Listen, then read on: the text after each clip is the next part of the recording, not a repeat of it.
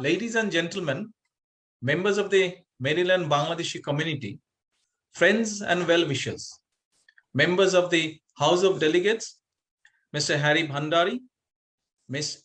Robin T. Lewis, Assalamu alaikum, and a very good afternoon to you all. I'm deeply honored by the Maryland Bangladeshi community initiation of Zia Rahman Way, an honorary road in the memory of my late father, President Zia Rahman.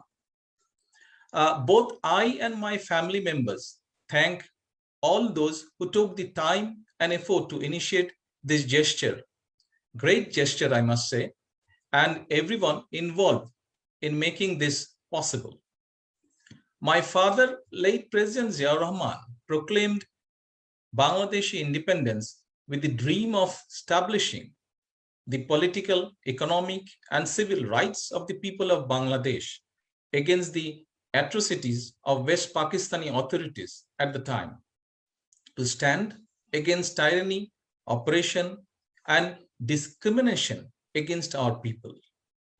Late Zia Rahman, with these values in mind, following the inception of Bangladesh as an independent country, later initiated the transition from one-party rule to full-fledged multi-party democracy, allowing the people of a new nation to elect their executive leaders. Late Zia Rahman, during his presidency, worked closely with the United States, an important development partner of Bangladesh. President Zia officially visited the United States at the invitation of President Carter. He was an admirer of the free world and was always supportive of the global interaction and economic integration for peaceful engagement with the nations across the world. It was at President Zia Rahman's initiation the textile industry took shape in Bangladesh through economic liberalization of the economy. The global markets like the US were given access to Bangladeshi garments to enter the global market. Sadly, Zia Rahman was assassinated in 1981, with it stalling many of the dreams and value he envisioned for the country, but his legacy lives on.